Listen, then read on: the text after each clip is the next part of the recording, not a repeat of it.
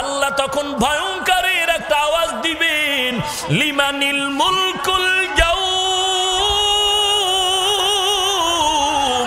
লিল্লাহিল ওয়াহিদিল কাহ্হার।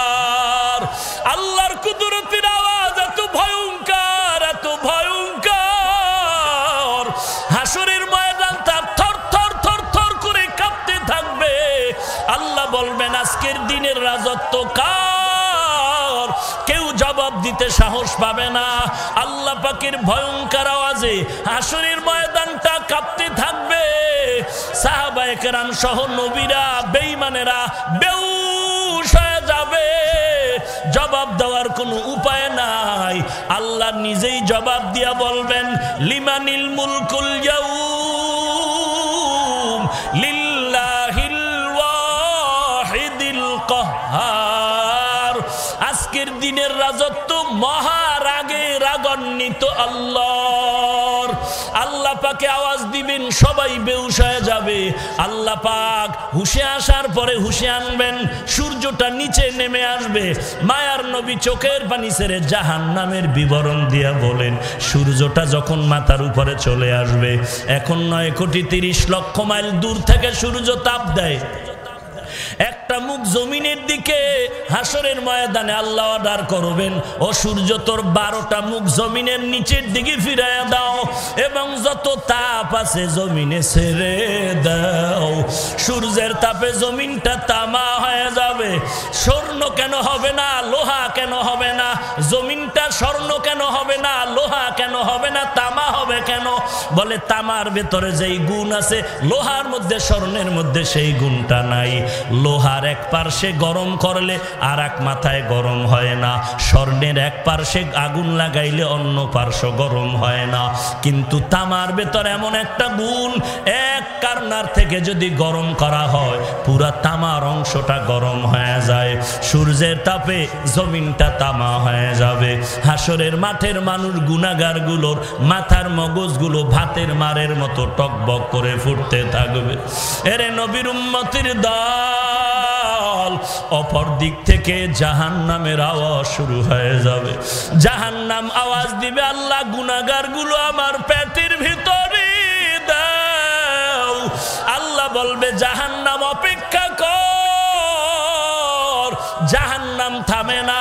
আল্লাহ বলবেন ও ফেরেশতা, জাহান্নামের গলায় শিকল লাগাইয়া ধরে রাখ, ধরে রাখ। জাহান্নাম যদি সামনে আগায় বিচার করা সম্ভব হবে না, শিকল লাগায়া ধরে রাখতে পারবে না। জাহান্নামের আওয়াজ, আপনার আমার মায়ার নবী সিজদায় পড়ে কাঁদবেন, ও আল্লাহ জাহান্নামের ফিরাও, ফিরাও। আমার একটা উম্মত যেন জাহান্নামে না যায়। ও আল্লাহ, দুনিয়ার জমিনে আমি উম্মতের ভুলি নাই। আমার নবীকে আল্লাহ বলবেন, ওয়ালা সাউফা ইউতিকা রাব্বুকা ফাতারদা। ও নবী, আপনি কাঁদবেন না, মাথা মোবারক উঠায় দেন। আমি আল্লাহ আপনাকে খুশি করব, আপনাকে বেজার করব না। এরে নবীর উম্মতের দল, এইবার আল্লাহ আর একটা হুঙ্কার দিবেন বিচার শুরু করার আগে, ওয়ামতাজুল ইয়াউমা আইয়ুহাল মুজরিমুন। ও গুনাহগারের দল, আলাদা হয়ে যাও। দুনিয়াতে নেককার গুনাহগার এক রাস্তায় চলছো, আমি আল্লাহ বাধা দেই নাই। একই গাছের ফল খেয়েছো, একই নদীর পানি মাছ খেয়েছো। আজ আমি ইনসাফের বিচার করব। এরে নেককার যারা, তাদেরকে আল্লাহ বলবেন, ওরে নেক আমলওয়ালা আশিকের দল, তোমরা আজকে আমার সাথে মোলাকাতের জন্য আরশের নিচে যাও। ওই আরশের নিচে গিয়া বসো। কারণ দুনিয়াতে আমি আল্লাহকে পাওয়ার জন্য কত কষ্ট করেছে রে আশেকের দল। এই জমিনে যারা মাওলার বড় আশেক, আমার আল্লাহর মোহাব্বতে কত রাত্র ঘুমাইতে পারো নাই। আমার আল্লাহর মোহাব্বতে কতবার খানাও খেতে পারো নাই। টুপির কারণে গালি, দাড়ির কারণে গালি, এরপর আল্লাহর পাগলেরা টুপি ছাড়ে না। নামাজ বাদ দেয় না, পর্দা ছাড়ে না, কত হামলা, কত বিপদ।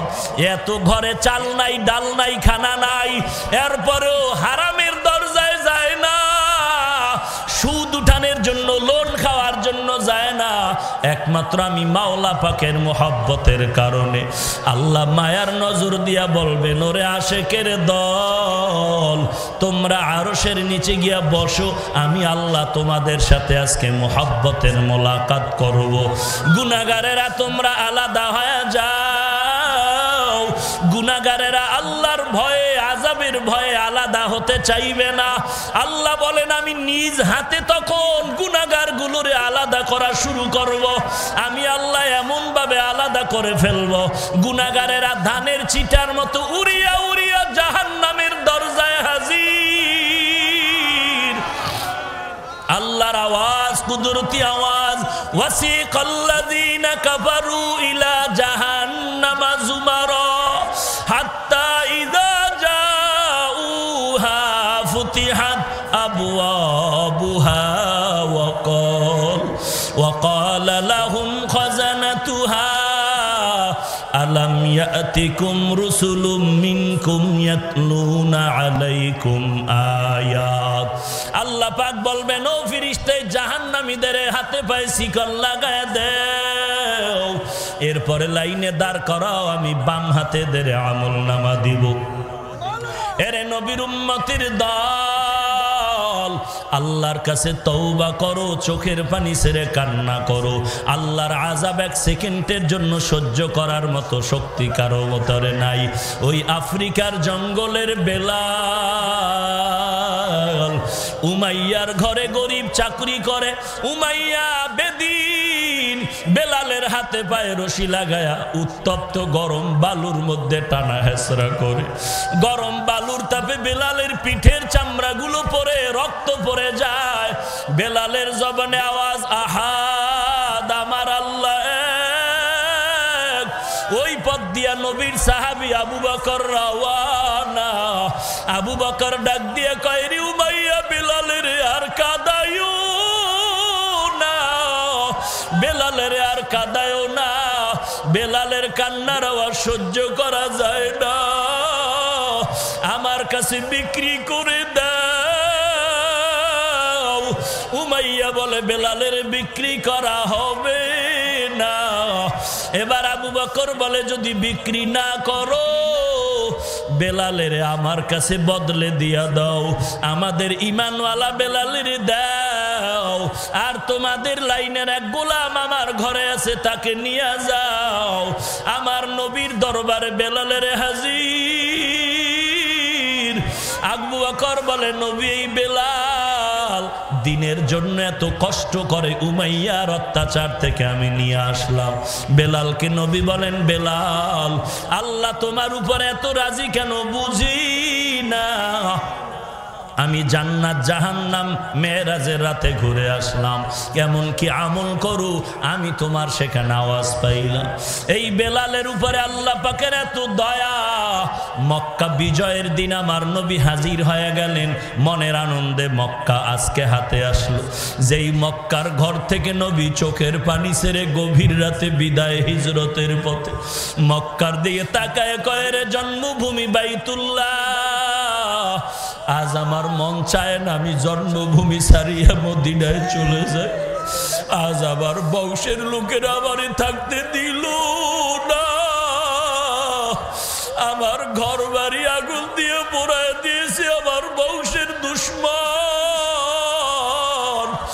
আমার মনে চায় না আমি বাড়ি যাব। ওরে মক্কা, আমি বিদায় নিলাম, এমন একদিন আসবে আমি বিজয়ের বেশে তোর সামনে হাজির হয়ে যাব। আজ আমার নবী সাহাবায়ে কেরাম নিয়ে মক্কার ঘরে হাজির। কত বছর বেঈমানেরা মুশরিকেরা বাইতুল্লাহ হজ করতে আসতে দিল না। আমার নবী এবার হাতে লাঠি নিয়ে বাইতুল্লাহর ভেতরের মূর্তিগুলো ভাঙতেছেন। হযরত আলীকে বলে, আলী, জমজমের পানি দিয়া বাইতুল্লাহরে ধুয়ে দাও। আজ আমাদের মক্কা স্বাধীনের দিন, আমরা মনের আনন্দে আজকে বাইতুল্লাহের নামাজ পড়ব। আজকের নামাজ আমার জীবনের কষ্টের আনন্দের নামাজ। মক্কার ঘরের সামনে বসে আর আমি নামাজ পড়তে আমার বংশের দুশ্মনেরা দেয় না। তায়েফের ময়দানে কত রক্ত ঝরাইলো, উহুদের ময়দানে কত কষ্ট দিল। আজ আমি কষ্টের আনন্দ করব মক্কা বিজয়ের নামাজের মাধ্যমে। তবে আজ বিজয়ের নামাজের আজানটা কে দিবে? তার কপাল আজ ভালো হয়ে যাবে। কে দিবে বিজয়ের আজান? নবী সাহাবাদের নিয়ে পরামর্শে বসলেন। একজনে দাঁড়ায় বলেন, পয়গম্বর আজকে আজান আবু বকর ছাড়া আর কারো কণ্ঠে হবে না। কারণটা কি নবী? আপনিই তো আবু বকরের গুণগান করেছেন। কারণ আপনার বিপদের হিজরতের রাতের সফর সঙ্গী ছিল আপনার আবু বকর, আর কেউ না। আপনি গভীর রাতে আবু বকরের দরজায় গিয়ে আস্তে করে ডাক দিয়েছে। আবু বকর লাব্বাইক ওয়া সাদাইক বলে জবাব দিয়েছে। নবী বললেন, আবু বকর আপনি কি রাতের বেলা ঘুমান না? আবু বকর চোখের পানি ছেড়ে বলেন, ও পয়গম্বর বহু আগে আপনি আমার কানে আস্তে করে বলেছিলেন হিজরতের সঙ্গী আমি আবু বকর, আপনার সাথেই থাকতে হবে। ওরে নবী, আমি যতই ব্যস্ত থাকি না কেন রাতের বেলা আমি দরজার কিনারায় দাঁড়ায় থাকি। আপনি কখন এসে ডাকবেন আমি এক সেকেন্ডের জন্য ঘুমাই না।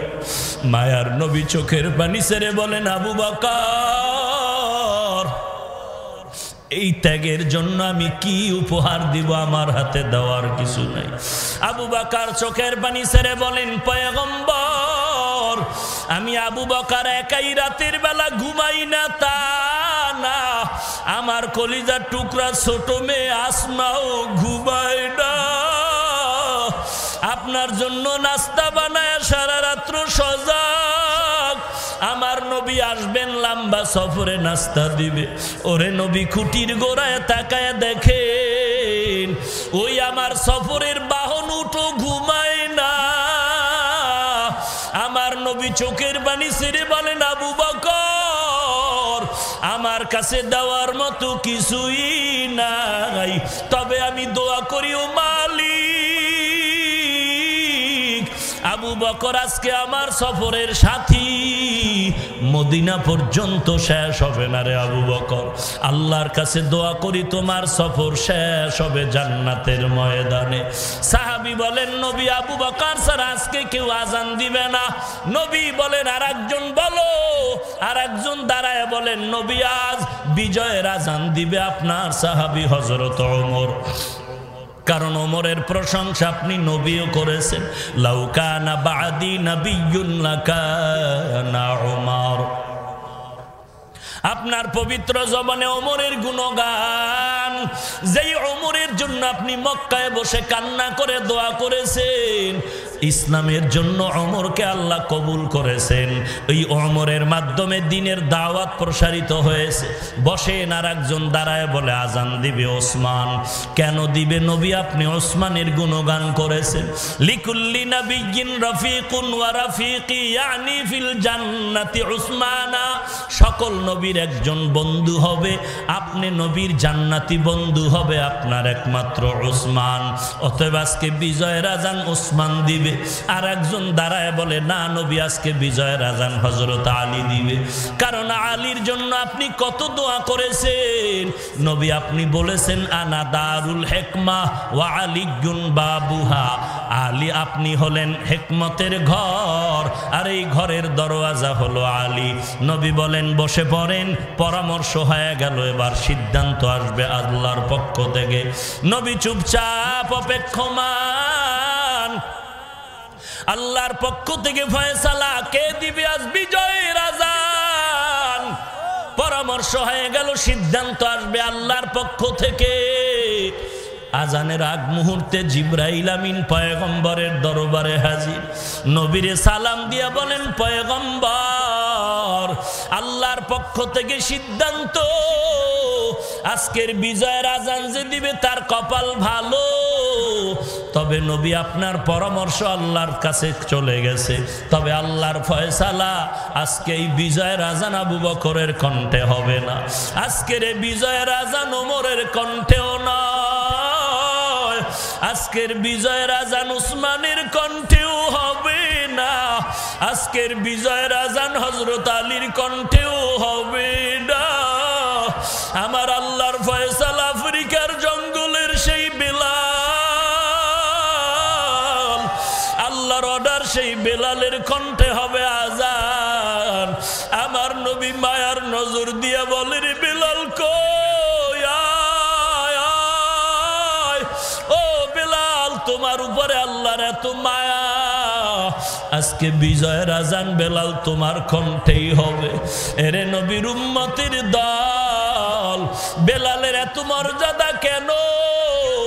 যদিও কালো, যদিও বড় গরিব, বড় অসহায়, এক বেলা কাজ না করলে ঘরের চুলায় আর খানা চলে না রে বাবা। এই বেলালের ভেতরে আল্লাহর এত দয়া আসার কারণ তাকওয়া, তাকওয়া, তাকওয়া, আল্লাহর ভয়, জাহান্নামের আযাবের ভয়। এরে সানার বাড়ির মুসলমান, পা দুটো যদি আগাইয়া দেও, আমি তোমাদের পায়ে হাত রেখে বলি, আর নামাজ বাদ দিয়া দাড়ি কেটে নবীর কাদাইও না। কয়দিন আর দুনিয়াতে বাঁচবারে যুবক, ওরে পর্দার আড়ালের মা, আমিও মায়ের সন্তান, আমার মাও মা, আপনারাও মা। মনটা কি চায় না একজন আলেমের মা হয়ে কবরে যাও, হাফেজে কোরআনের মা বাবা হয়ে কবরে যাও, আল্লাহর কাছে চোখের পানি ছেড়ে তওবা করো মালিক। এই ময়দানে আমার মতো গুনাহগার কেউ নাই। আয় আল্লাহ, জীবনে এমন কোনো গুনাহ নাই যে গুনাহ করি নাই।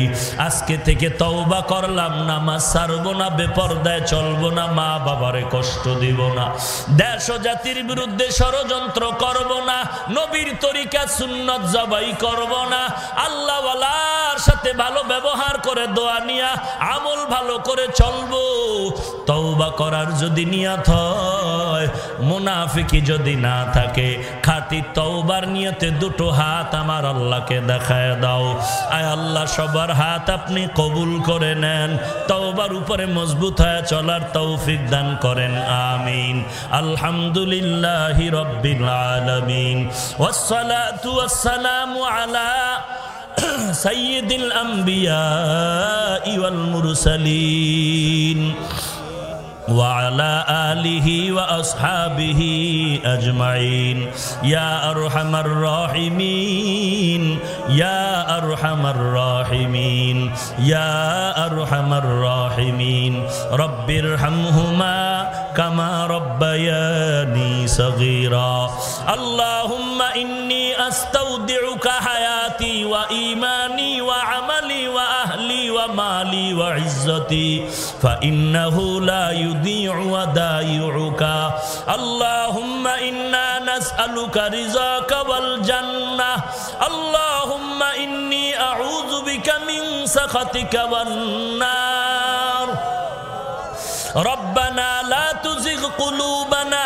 بعد إذ هديتنا وهب لنا من لدنك رحمة إنك أنت الوهاب ও দয়ার মালিক কুদরতের নজর দিয়ে দেখেন এই ময়দানে কত উলামায়ে কেরামরা হাজির হয়েছে আয় আল্লাহ কত সাদা দাড়িওয়ালা হাজী সাহেব আয় আল্লাহ কত যুবক কত ছাত্র ভাই কত ব্যবসায়ী কত চাকরিজীবী কত শ্রমিক আয় আল্লাহ কত আল্লাহর বান্দা কত ছোট ছোট বাচ্চা পর্দার আড়ালের কত মা বোনেরা হাত তুলেছে আয় আল্লাহ আমরা টাকার জন্য আসি না খানার জন্য আসি না রে আল্লাহ দীর্ঘ সময় এখানে বসার কারণ অনেকে দাঁড়ায় দাঁড়ায় কথা শুনলেন বসারও জায়গা পায় না সবকিছুর একমাত্র কারণ আমরা জাহান্নাম থেকে নাজাত চাই রে আল্লাহ জাহান্নামের আযাব সহ্য করতে পারবো না রে মালিক আয় আল্লাহ শয়তানের ধোঁকায় পড়ে গুনাহ করেছি গুনাহ করে করে জীবনটারে নাপাক করেছি রে আল্লাহ গুনার কারণে আমার হাত না পাক, আমার জিহ্বা না পাক, আমার চোখ না পাক, আমার অন্তর না পাক। আয় আল্লাহ, এরপরও আপনার দরওয়াজা ছাড়ি নাই। আয় আল্লাহ, আপনি গুনাহগার বলে তাড়াইয়া দিয়েন না রে আল্লাহ। আয় আল্লাহ, আমরা আপনার আদরের নবীর উম্মত, আমরা আপনার আদরের নবীর উম্মত। মেহেরবানি করে দয়ার নজরে আয় আল্লাহ সবার জীবনের গুনাহগুলো মাফ করে দেন আল্লাহ। আয় আল্লাহ, আজকের মাহফিল কবুল করে নেন। আয় আল্লাহ, আয়োজনকারীদের কবুল করে নেন। আয় আল্লাহ, অনেক যে দোয়া চেয়েছেন সবার দিলের নেক আশাগুলো পূরণ করে দেন।